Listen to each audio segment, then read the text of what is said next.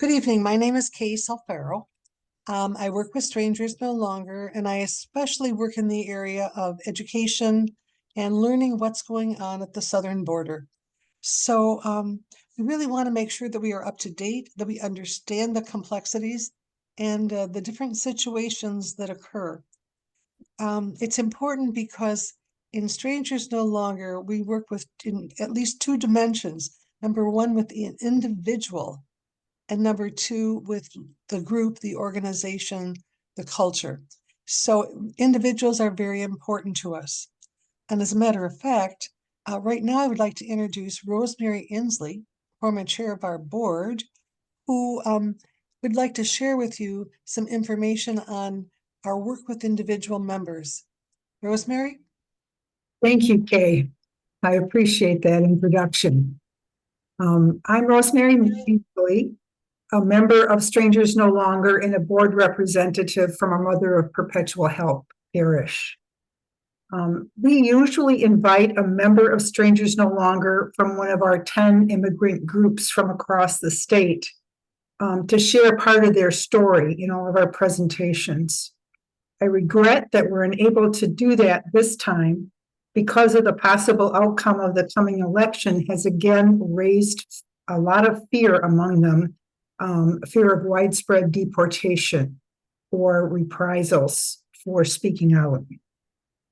Instead, I'd like to share with you part of the story of the development of the immigrant groups. As some of you may know, Strangers No Longer started in 2017 with a small group of people from parishes around the diocese, initiated by Bill O'Brien.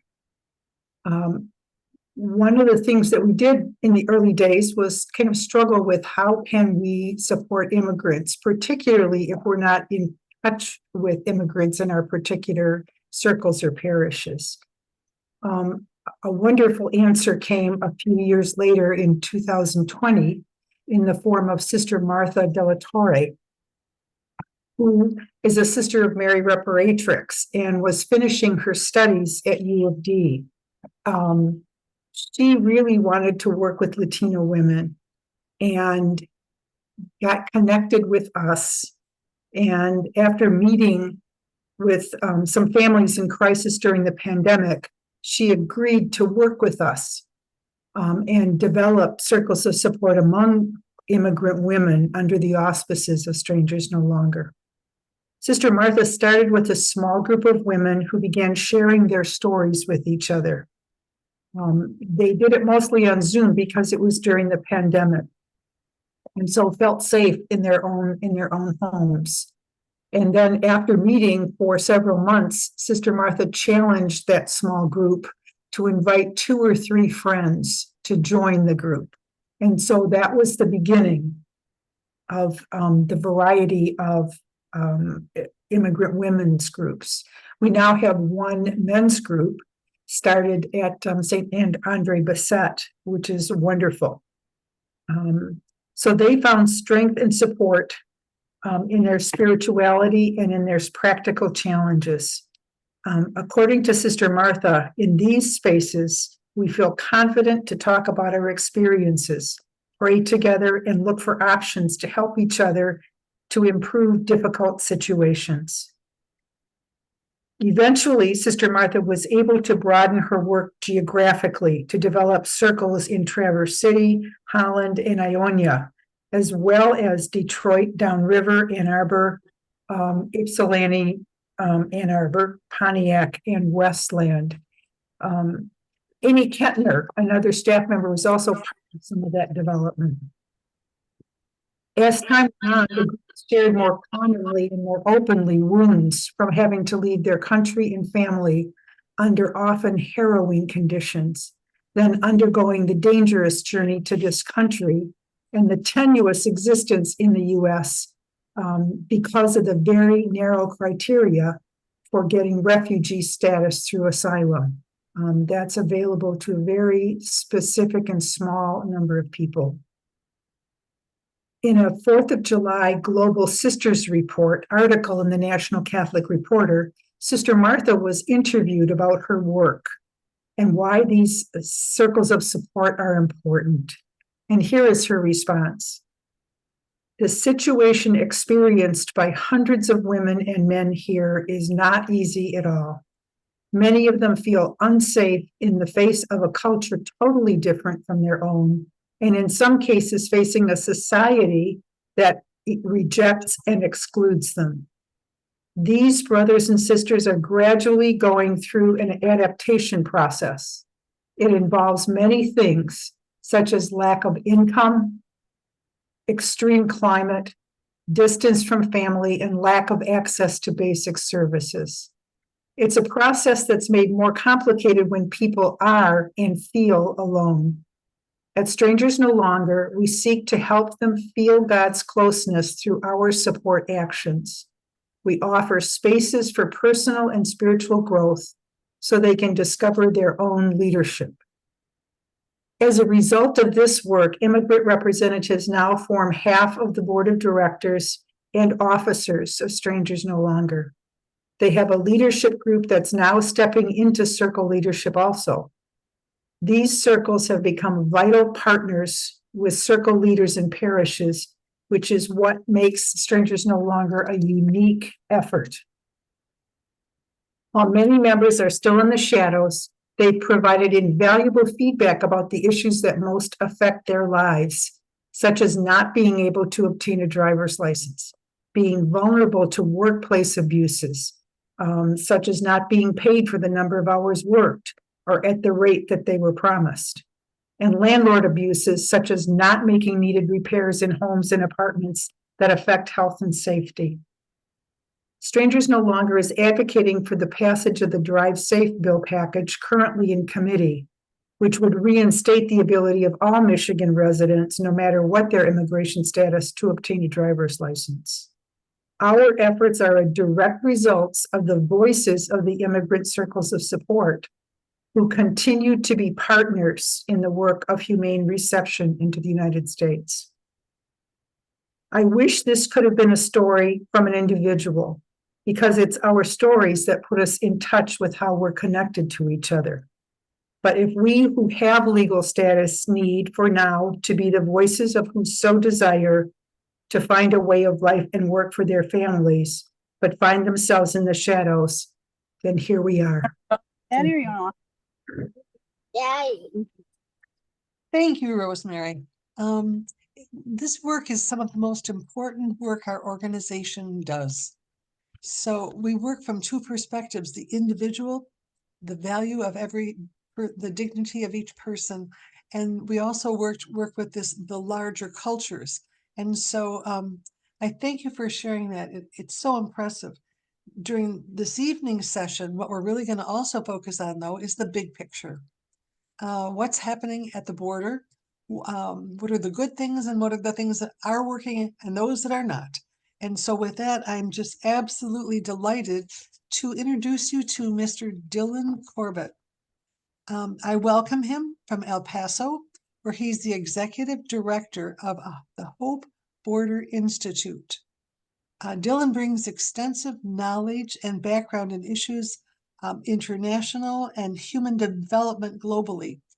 And this is a worldwide concern.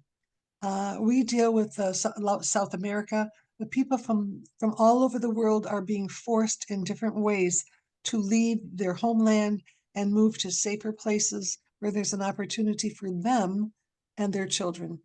So with that, I would like to also comment that Dylan brings 15 years of hands-on, out in the field work in El Paso with his Hope Border Institute. He's with us tonight to share the current situation at the U.S. southern border and the hope that we might have. So with that, Dylan, welcome. Would you like to tell us about yourself to begin with and life in El Paso? Sure. Just confirming that you can hear me. Yes. Okay. Thanks, Kay. Thanks for the introduction. It's a real privilege for me to be with y'all this evening. The mission of Strangers No Longer really, really resonates with me. And there's a lot of similarities with the work that we do here in El Paso, but I love how you bring together the humanitarian element, helping people directly, the direct service, with the advocacy and the education. I think that's powerful. And it's something that we strive to do here in El Paso. So just a wonderful privilege to be with you. And happy to talk about the border tonight. It's a topic, obviously, that has been in the news for a long time now. The issue and the reality of immigration hits our country in many different ways, but one of the focal points, of course, is the border, and so it's important for us as people on the border, as a border community, to be able to have opportunities to project the truth about what's happening on the border. So. Just thrilled by this invitation to be able to talk to you. To answer your question about El Paso and the community here, I think it's important to recognize that the border is, it's a complex reality. It's a human reality. The border's long. It's 2,000 miles, and so there are communities like El Paso, east to west along the length of the whole border. And many of the communities are dynamic. They're big, like El Paso. El Paso, we sit astride a sister city in Mexico. So just across the border, if I look out my front door in the morning, I can see our sister community of Ciudad Juarez just across the border. And so if you add up the population of our community in El Paso with our sister community in Juarez, and then actually we have another border with New Mexico, and there's a small town just across the New Mexico line called Las Cruces. If you add it all up, we've actually got about 2.5 million residents in the area. So it's a pretty big, substantial, dynamic community. And we've been around for a long time. The binational community has been here, before there was the United States of America. We're in Texas, but we were here before there was a Republic of Texas. Remember, the Texas was a country before it became part of the United States.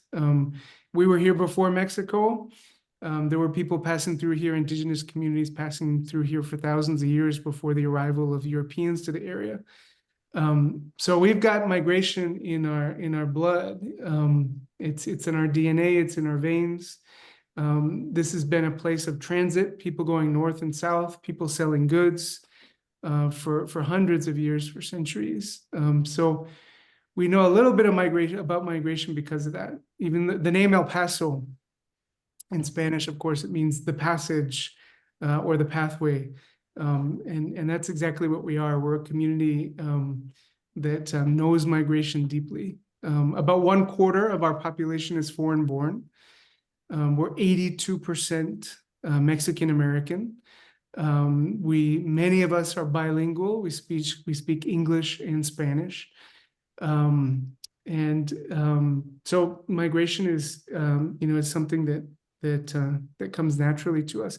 35,000 people every day across the border coming north from Ciudad Juarez. Our economies are interconnected. If you were to go to our shopping malls, or really shopping centers on either side of the border, you'd find license plates from Mexico or license plates in Mexico from the United States, because our economies are so interconnected. Mexico is the United States' largest trading partner. So there's a lot of import-export that goes through here. 17% of all trade between our two countries actually goes through El Paso. So that's about $145 billion every year. So it's a vibrant community. It's a big community. We're the cowboy boot capital of the world as well. If you want cowboy boots, you can come down here and buy some. We sell more per capita than any other part of any other city in the country. But migration is a reality that we know pretty well. I understand, though you talk about, because you talk about the 35,000 people, I found that you told me that you have 5 different entry points or bridges coming across. Yeah. So the ports of entry, we have several, along the length and breadth of our city. There are several ports of entry. Because people are coming. First of all, you have that commerce, so those billions of dollars that I mentioned in trade that are going forth back and forth every day. You have a lot of trucks that are transporting those goods. So there are goods that I imagine end up in Michigan, that probably went through Juarez or came through El Paso. Not only goods that are coming north, but a lot of the goods from Asia too. They'll come here on the train from California, from Long Beach in California, and then they'll go to other parts of the country. So I bet, maybe the computers that you're using this evening probably passed through El Paso.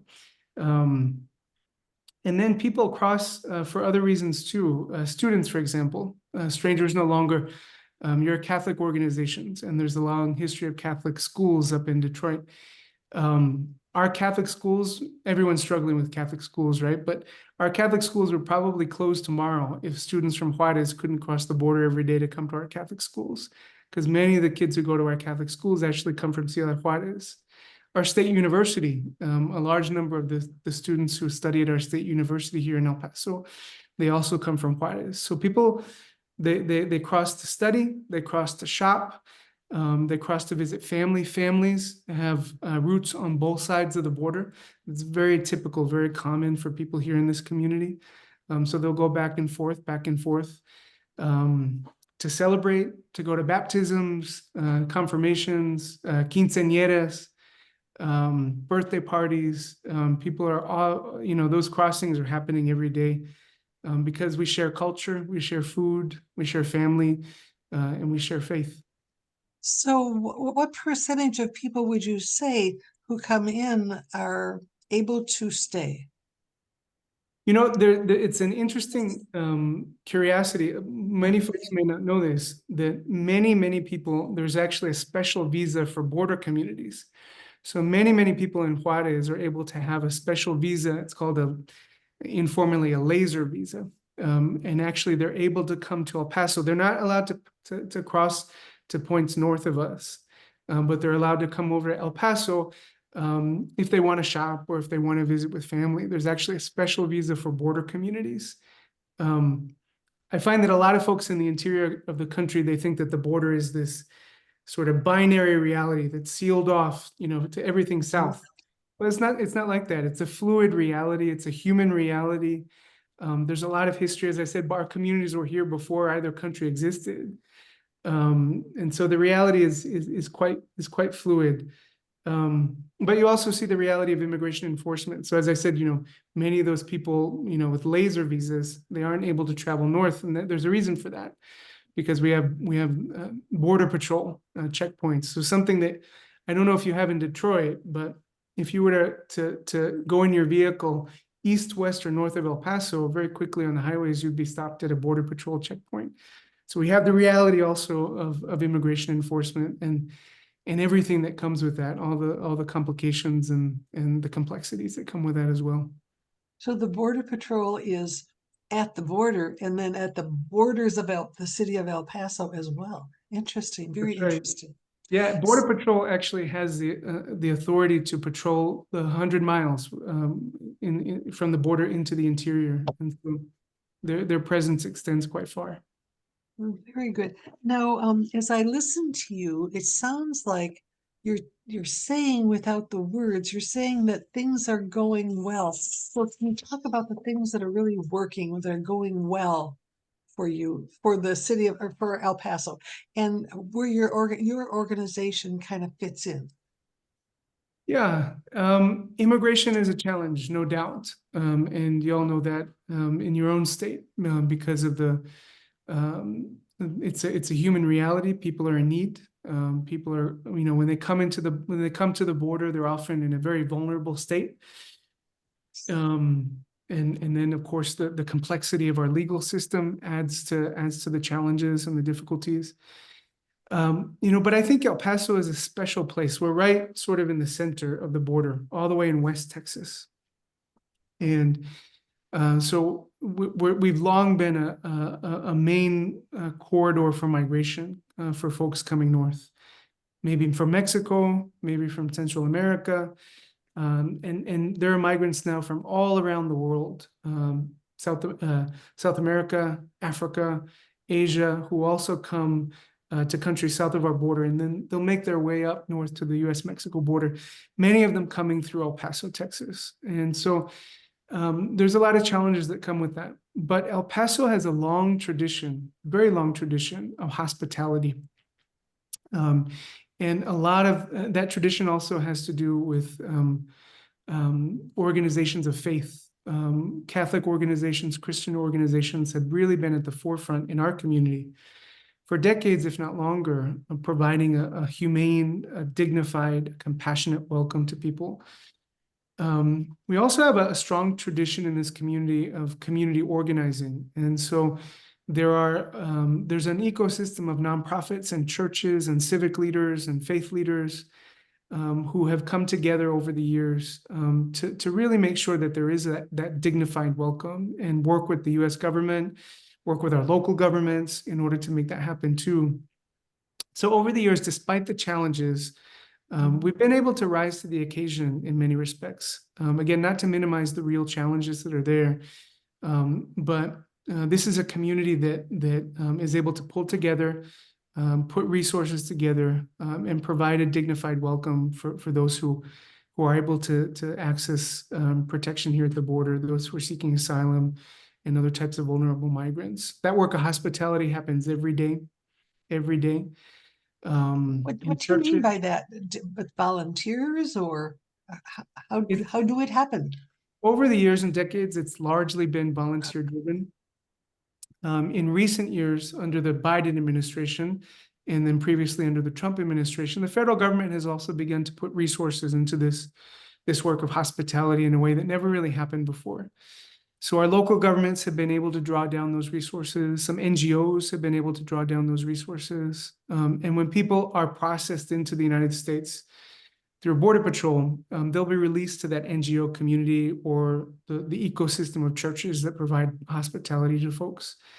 And it's a pretty seamless transition. Most people, I think, in the interior of the country probably would not be aware that our group of NGOs and nonprofits, we work very, very collaboratively with our law enforcement, immigration enforcement partners to provide a dignified welcome to those who are processed into the country. Again, it doesn't come without its challenges. There are difficulties, but we've been able to work over the years to make sure that collaboration takes place on a local level. And as I said, the federal government is now much more engaged and involved than it has been in the past in resourcing that effort. And so there's a lot of solutions here in El Paso that we've been able to put into practice, which I think if you scaled up would work in other communities across the border. And there's some lessons learned for communities in the interior as well. Right. Now, so it sounds good that you're getting more federal funding and federal support. That's really quite amazing. Can you say anything? There was quite a buzz a while ago about a Catholic organization that was being shut down by Governor Abbott. When we've been saying let the charities, let the NGOs do the work, and now that just was stunning. Is there anything you can say to address that? I believe it was a Jesuit nonprofit. Yeah. A lot of the challenges with immigration take place on the state level. I think you mentioned at the top of the call, Rosemary mentioned that you all are trying to advance some good legislation on the driver's license. Yes. Well, immigration's a big state issue here in Texas. And unfortunately, our political leadership in the state have really, really doubled down on an anti-immigrant politics, a politics of exclusion. And that's come across in many, many ways. We have some pretty bad laws that were passed recently that attempt to criminalize migration. We also have the deployment of the National Guard and state troopers to the border, and they've erected their own border walls, and they're engaged every day also in immigration enforcement right at the border, which is very problematic and very concerning, and has resulted in some real serious and grave humanitarian situations. But unfortunately, the state has not been content just to go after immigrants. Now they're also targeting people who help immigrants. And so here in El Paso, one of our largest and one of the groups that's been around really the longest, Annunciation House, which is a Catholic organization, which Right. we work with the Catholic diocese work with, many parishes work with, Christian churches work with, and faith organizations of other faiths. They went after them to try to shut them down, and they made some pretty specious allegations about their work, calling their hospitality work smuggling and shading into trafficking, and just launching some really provocative and incendiary accusations that are false. Today, actually, there was some news on that front because recently the courts called a spade and said that what they were trying to do was just plain wrong. But they're now appealing. They're going to try to appeal to the Texas Supreme Court. So the governor and the attorney general are going all the way to try to criminalize this type of work. It's important to say, though, that unfortunately, Annunciation House in El Paso aren't the only group that have been targeted by the attorney general. They're also going after Catholic Charities. You mentioned Sister Norma a little bit earlier. Yes, on the eastern side of Texas. Yes, she's in South Texas. South. Yeah, they've gone after Sister Norma and Catholic Charities in South Texas as well. So it's not just limited to El Paso, but the idea is that they're really ratcheting up this campaign, which is really dehumanizing and really represents the worst of Texas. I mean, this is not who we are as a state. They're just leaning into this really discriminatory and xenophobic politics. But it's not just an attack on migrants. Now they're trying to attack people who support migrants, and that's quite unfortunate. Well, you've kind of really begun to speak now a little bit more about, so what, talk to us first about your organization, and then I would like to go into what's not going well. So what does your organization, what kind of work do you do? Please. Yeah, we do research on the effects of immigration policy on our community, and on those who are passing through our community, vulnerable migrants. So we look at the effects of what are the policies around immigration and how do they impact actual people. And then we do advocacy around that. We advocate for safe, effective, humane ways for people to migrate, ways that work for our border community, that work for our country, that work for those who migrate. And we also provide, just as you all offer direct service, we also do direct service as well in the form of humanitarian aid. So there are a lot of people in Ciudad Juarez, our sister city, who are either waiting there in order for a chance to access legal pathways into the United States, and they need assistance. So shelter or medical support, psychological support.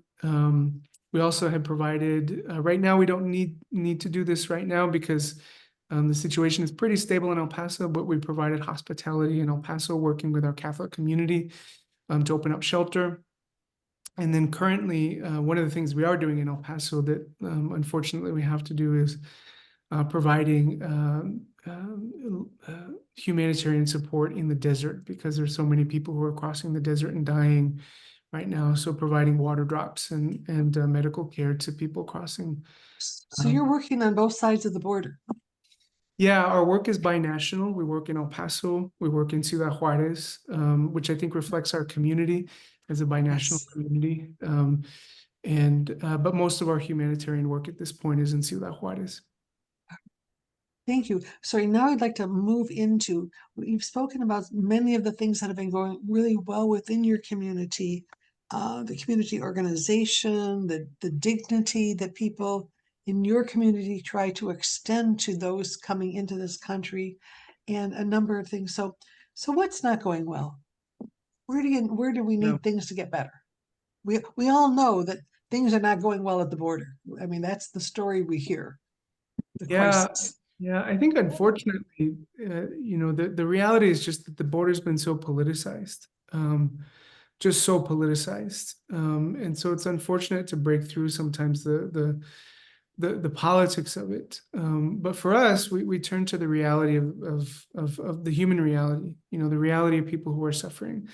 I mentioned, for example, the deaths. Right now in El Paso, we have, unfortunately, the largest number of deaths that we've ever seen. The deaths have skyrocketed in recent years. So we have hundreds of people dying in our desert, hundreds of people who are dying because they are trying to cross the river, and they end up drowning. And there's a couple of reasons for that. Number one, I mentioned what Texas is doing. Unfortunately, in the last couple of years, Texas has come in and built additional border wall. They've deployed their soldiers to engage in immigration enforcement, and that's pushing people into the river, and that's pushing people into the desert, where it's much more difficult and dangerous to cross. The policies also that are in place. The policies are not clear. They're applied unevenly and not always rationally. But remember, we do have two Biden administration asylum bans in place, one which was put into place last year, another which was just recently put into place a couple weeks ago. And so there are a lot of people who are in need of protection that are not able to access that. And so they also will attempt to cross in more dangerous parts of the border, or they'll get funneled into to kidnapping, trafficking in Ciudad Juarez. The government of Mexico is also cracking down on migrants in Ciudad Juarez under pressure from the US government. So there are a lot of human rights abuses that are taking place because of that. So there's a lot of pain. There's a lot of pain points that are different. And it's because of our broken immigration policies. It's because of what Texas is doing. It's complicated. Unfortunately, it's a very complex reality. But basically, for a lot of people, the system just doesn't work. There are a lot of people who need to migrate, and the system isn't working for them. And there's a lot of human damage and fallout that comes from that. So when we began to talk, where things are going well, we talked about the bridges and people coming through those entry points. So how big is the problem where people are coming through other areas? Yeah, it's quite significant. The numbers of migrants coming to the border have been quite high in recent years. Can you give me some numbers? Yeah, we've reached the 1 million point A day? in recent years. On an annual basis throughout the whole U.S.-Mexico border. Yes. And when you hit that point, that's pretty high. So we're not at the highest levels. Around the time of the turn of the century was probably when we had our highest levels, but we're certainly approaching those levels. So nothing to sneeze at. The reality is, though, that you remember, we haven't reformed our immigration laws since 1996. Our immigration laws are imperfect. They're not working. Right. In the way that, they're just not working for the current realities that we have right now. And the reality is that our immigration laws are laboring under two sort of impulses that we have as a country. On the one hand, we're a country that does a lot to welcome and to immigrate migrants. Migrants have been so beneficial to who we are as a country. They contribute socially and economically to our vibrancy, to our diversity, our resilience as a country. And that's true here of Texas, and that's true of El Paso. We have a humanitarian impulse too to welcome people. We help a lot of refugees who are affected by the reality of conflict and war throughout the world. On the other hand, we have this sort of bipolar relationship with immigration as a country. We want to keep a lot of people out, and we want to put in place some pretty aggressive policies to make that happen. So what happens at the border is we labor under both of those things. And some administrations, they lean really aggressively into the enforcement, and others, they may moderate it a little bit. But really, unfortunately, at the end of the day, the only coherent strategy that we have in the absence of a immigration reform, it's really just a strategy of pain. And so the U.S. government, controls and moderates immigration at the border, just through pain. Some administrations turn that dial of pain up really high. Things like family separation, things like detention, things like deportation. Some moderate it a bit, and so they'll open up the window of aperture to allow more people to access protection. But it's really the same dial. And so we need to get to a place where we can really overhaul the system and reform it, because right now we're laboring under those two dynamics. And at the border, an administration, might change its strategy on a daily basis, and that often happens here in El Paso. Washington might have a different policy, one day, one policy one day, and a different policy another day. And then you layer onto that reality that in the absence of the reform, states are taking immigration policy into their own hands, like Texas. And then, you can see how complicated it can be. But it results in a lot of pain for people, a lot of death, a lot of And pain. we're talking deaths in Mexico and in the desert. That's correct. Yeah, a lot of death. Right. My team, unfortunately we've found dead bodies in the desert. We have a medical team of doctors that has helped people that have been families that have been shot at with rubber bullets and tear gas canisters by the Texas National Guard, who have been pushed into barbed wire and concertina wire. So a lot of pain. For a lot of folks, I think this is a political question, or it's a question of right and left, or conservative or liberal, or if we just get the right incentives in place, then we can fix this. For here on the border, there's just a lot of human pain. You see the human damage on a daily basis that the lack of a strong, robust system and laws that make sense ought to provide. So even though we've talked about the things that are going well, your community really is very aware of that pain and the need for human solutions, Yeah, humane solutions. Yeah, I think we can be proud of communities like El Paso because, in spite of the challenges, the complexities, in spite of the political realities, so much of this is just driven by politics, frankly. We've been able to pull together and meet a lot of the human need. We're a resilient community. We're a resourceful community. We're a community that's really motivated by our faith, that understands that, helping those in need is transformative work. It makes you better. It makes you a better community. But we do labor under some really difficult conditions. We labor under politicians, our highest officials in the state of Texas, who want to target us for this type of work and who threaten us with lawsuits and criminalization. So you can't minimize the challenges, but even despite all that, I think we owe our border communities a word of thanks, because there's so much good work that's done by ordinary people, just ordinary people in the pews, oftentimes, who, are making sandwiches for migrants, or are going out into the desert and dropping off some water, or, doctors and medical professionals who give of their time to serve as volunteers to help people. Are Biden's 2 executive orders, can you speak to them a bit? Are they helping? The first one was pretty scary, but yeah, no, they're not.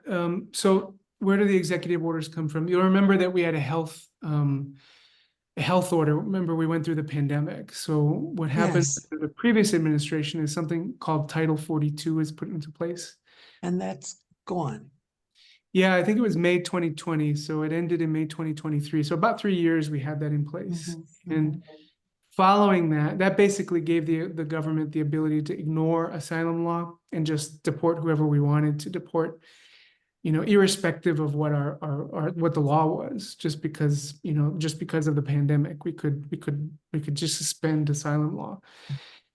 The Biden administration said, okay, we're gonna get rid of that, but we're gonna put into place something that allows us to kind of keep deporting whoever, or removing whoever we want to remove, even still, by saying that, we putting some really onerous conditions on people who are coming to the border.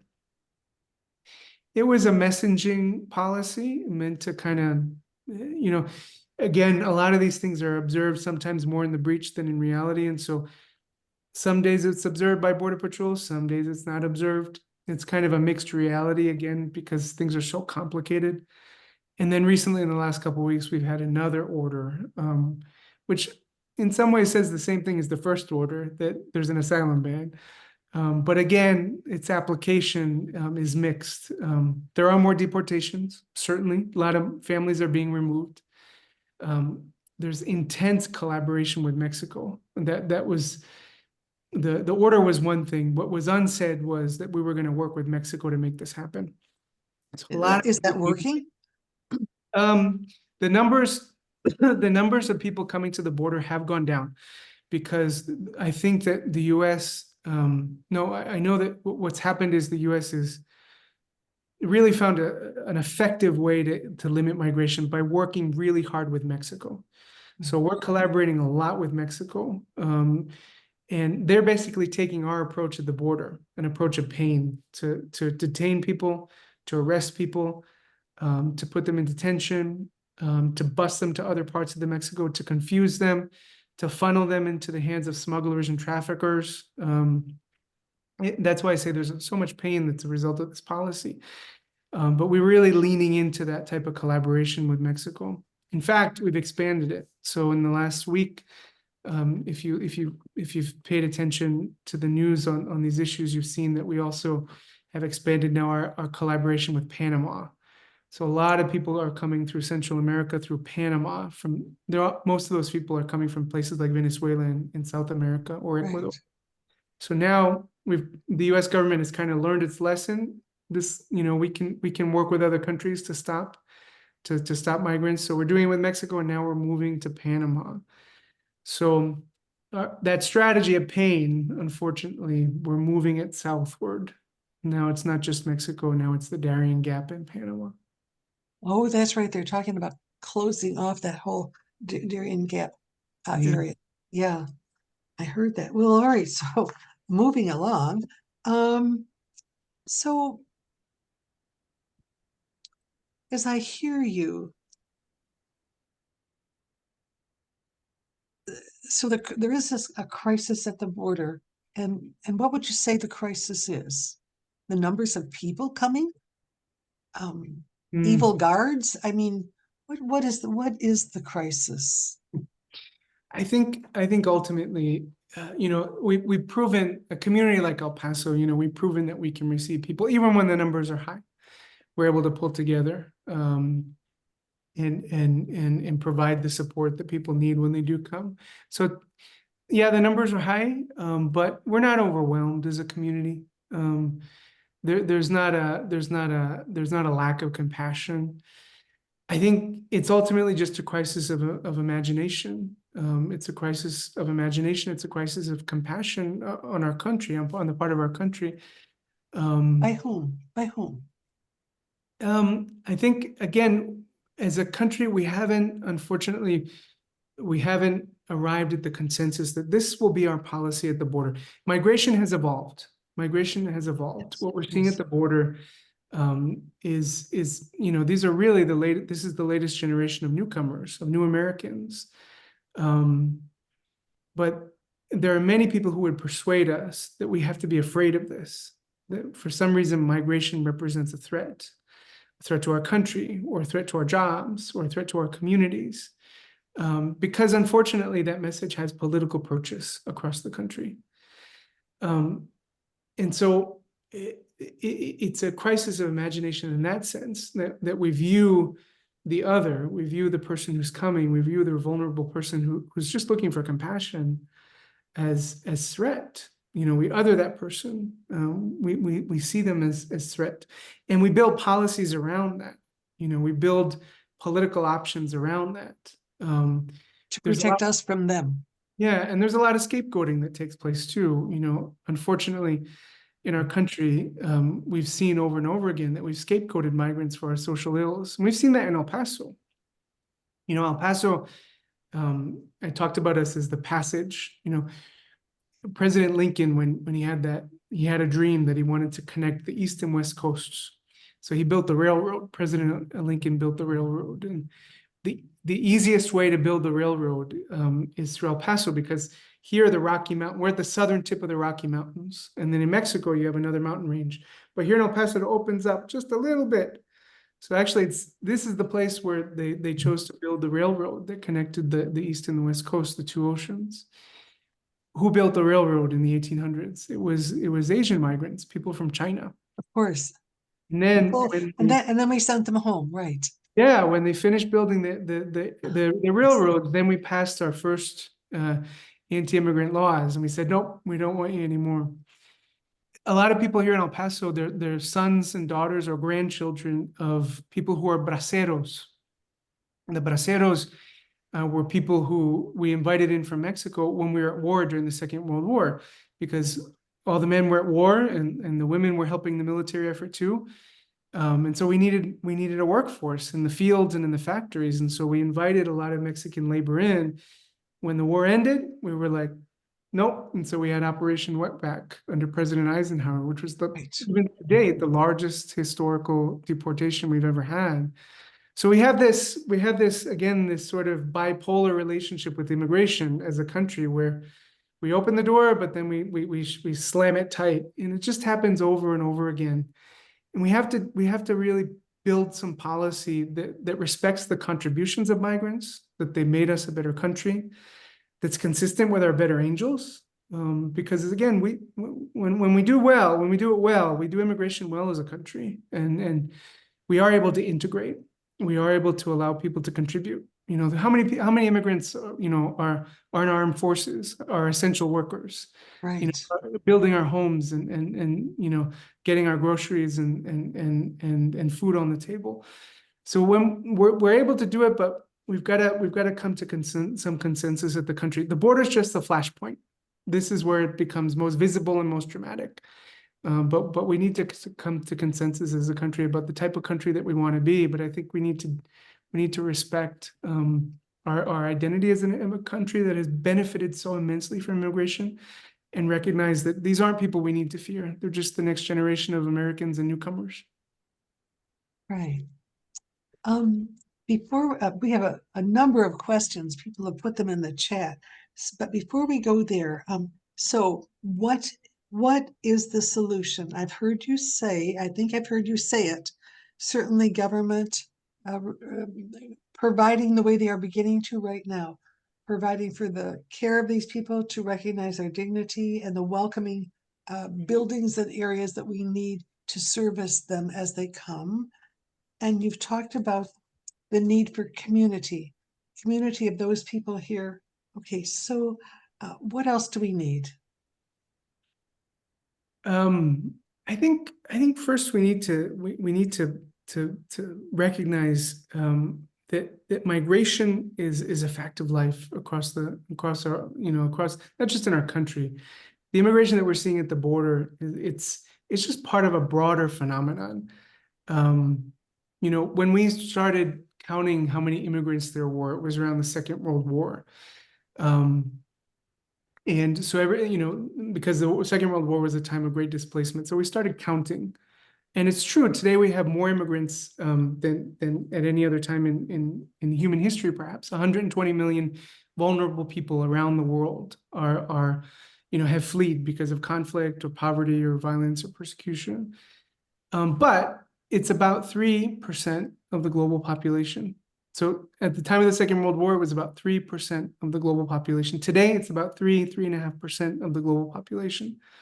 So we have to recognize that migration is a fact of life, unfortunately, in our globalized world. And we have to put in place policies that work. We've tried border walls.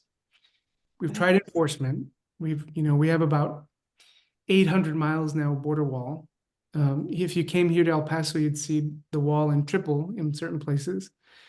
We've got about 18,000 Border Patrol agents on the southern border. We spend about $24 billion on immigration enforcement as a country, which is more than we spend on all other law enforcement combined, including FBI, Secret Service, U.S. Marshals, all other federal law enforcement. It doesn't work. It hasn't made a dent in global migration. It hasn't made a dent in migration to the border. So we need a different approach. And ultimately, you know, we have to put in place legal pathways. So people who need to migrate, there need to be legal pathways for them to do so. We need to legalize it. the best way to deal with immigration is at the border is to legalize it.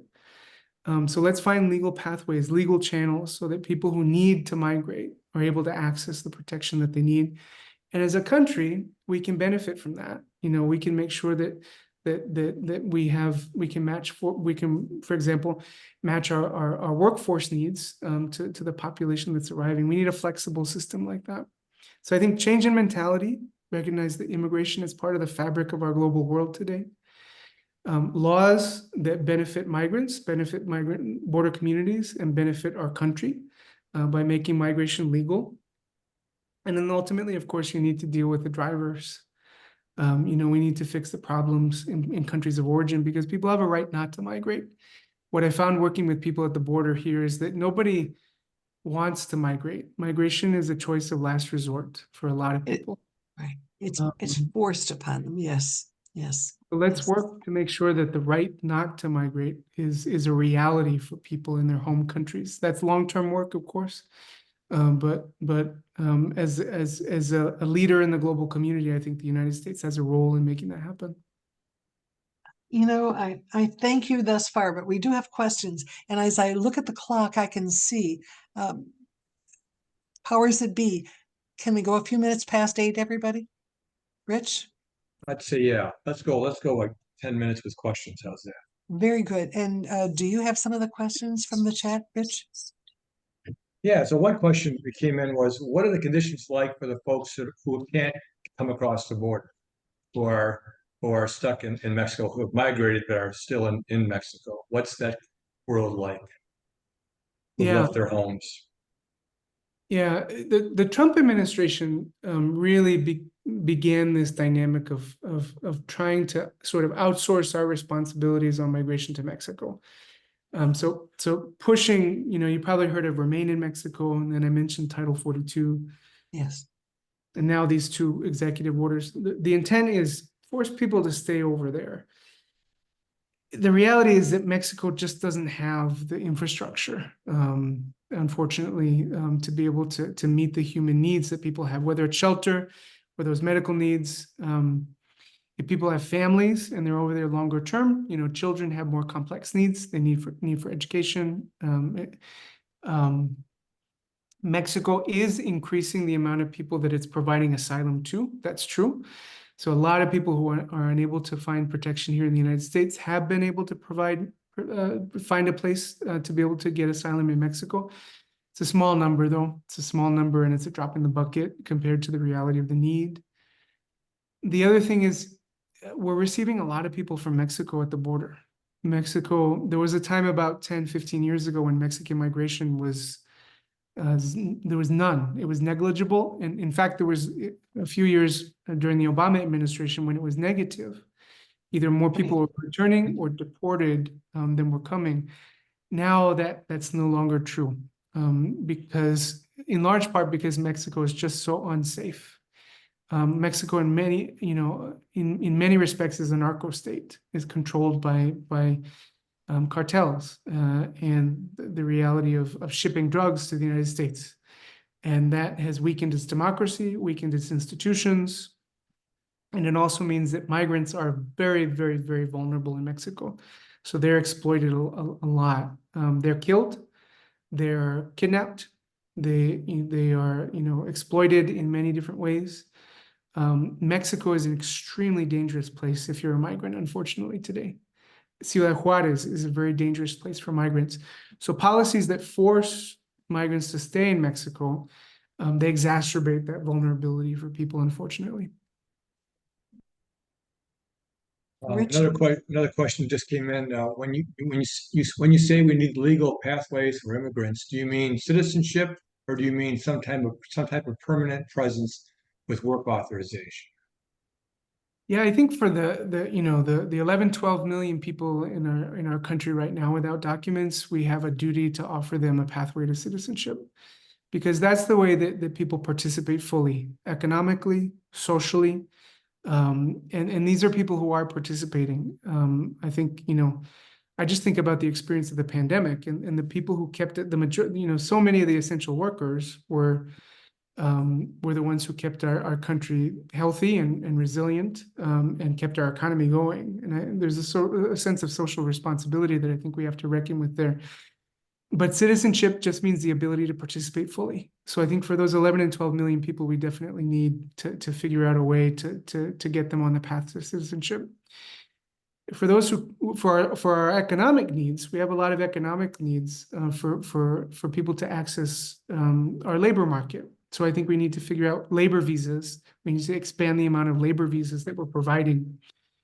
One of the things that got us to that point where we lowered significantly Mexican immigration, there were many things, but one of the significant factors was actually that we gave a lot of work visas, agricultural visas, and other types of work visas to Mexico. And that stabilized, there weren't as many people seeking to come into the United States irregularly because there were legal pathways for them to do so. I think for many of the Central Americans, for example, that are coming to our country right now, we need to figure out ways to increase the amount of labor visas. So I think it's a mix of things. Citizenship is part of it. It's one of those things that we need to do for those who have made this country their home and who are participating.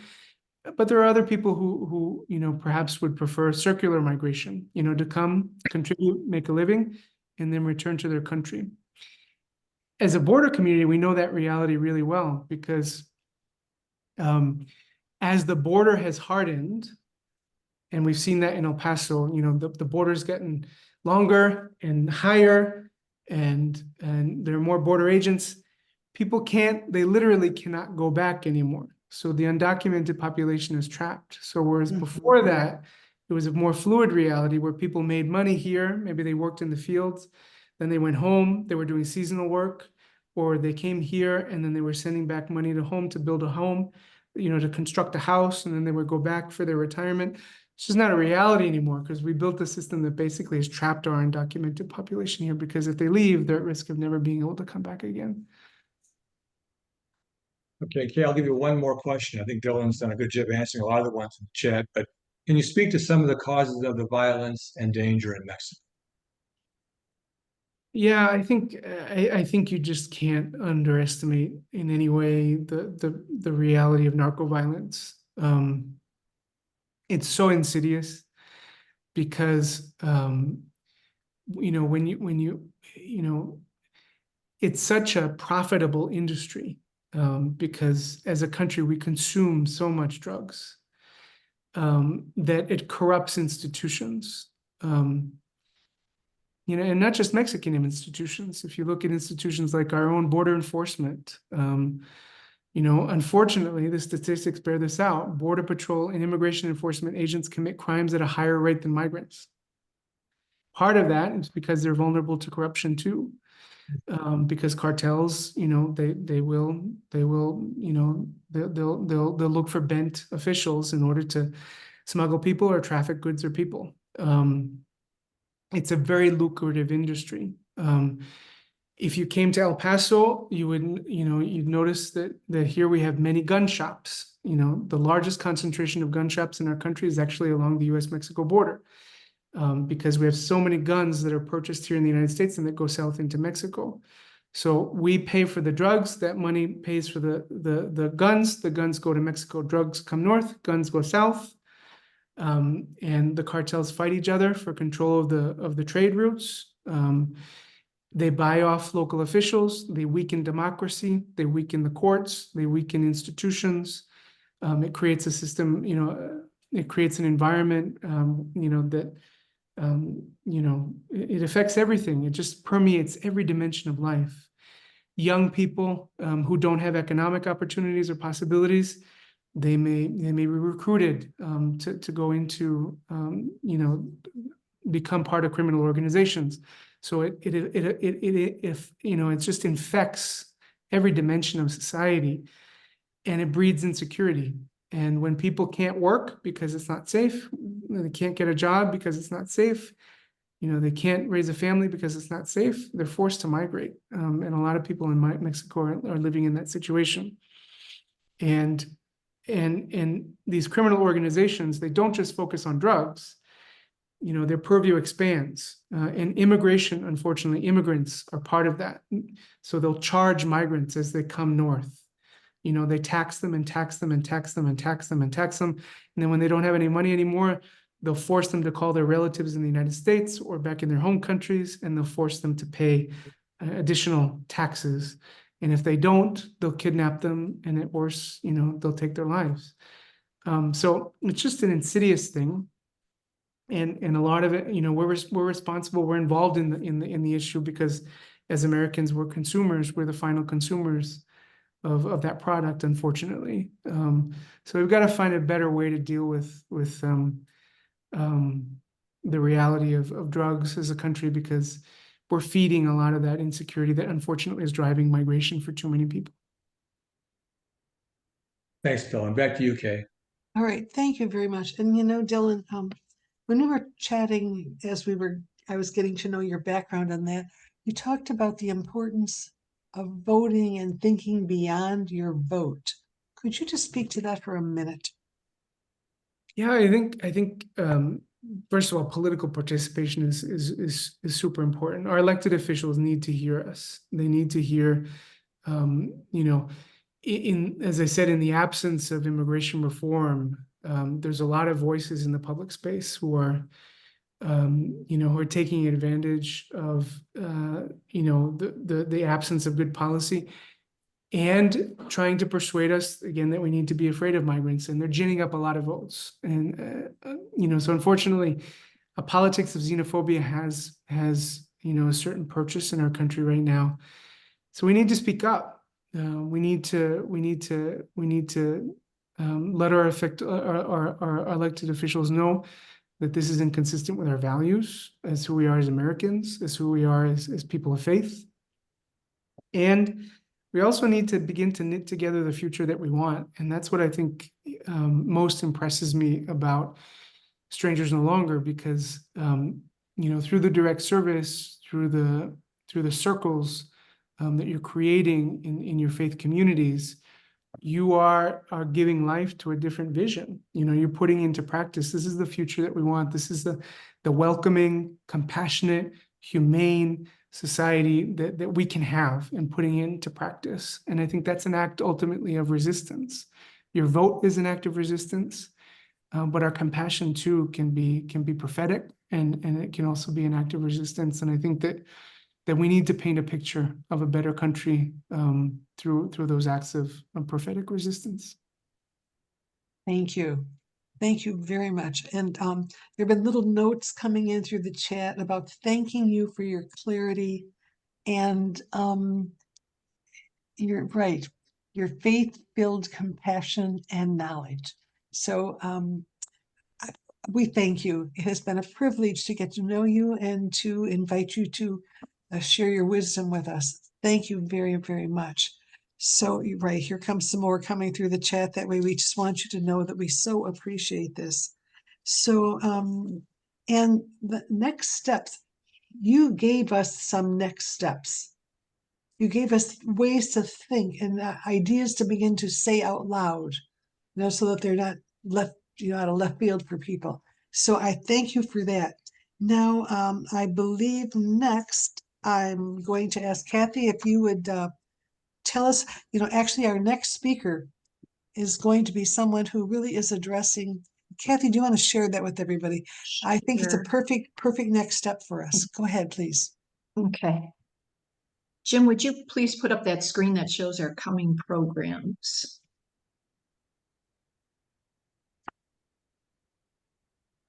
So we have 2 more webinar events this summer, and you see them here on the screen.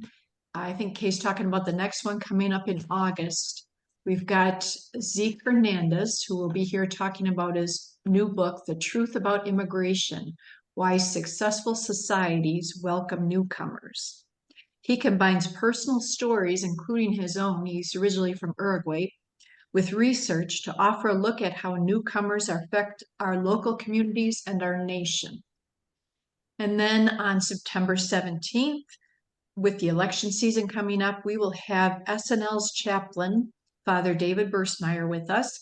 He will discuss Catholic social teaching and how it calls us to promote the common good for all of society, and how voting helps us do that. And then our final event for the summer will actually be an in-person event. On Sunday, September 29th, starting at 2:30, we will be observing the 110th International Day of Prayer for Immigrants and Refugees, starting off with a procession and then Mass at the Cathedral of the Most Blessed Sacrament on Woodward in Detroit. This will be an event for all our members, our allies, our friends. We expect people from all over the state to join us. We're hoping to have 1,000 people, and we hope you will be part of it too. With this event, we want to show the world our desire and commitment for community and diversity. And then lastly, I want to mention that on November 13th, we'll be holding our second lobby day in Lansing to continue our support of the Drive Safe bills. So you'll be receiving emails from us, our newsletter and so forth, that will be talking about all these programs, telling you how to register and participate. You can always also go to our website, strangersnolonger.org. So I hope you'll continue to be involved this summer. Thank you. Before we go, Kathy, I just want to say Zeke Fernandez. I looked him up. I went, who is this author? He's a brilliant author. He has written very intelligent, insightful books. So And one thing I really like is he's got a lot of ideas of how we can improve our immigration system. That's what I'd like to hear. So, well, all right, here we are together, and we both want to thank you for joining us this evening. This has just been a privilege for us to put together, and we really want to thank Dylan again. Kathy? Thank you, everyone. We'll see you in August.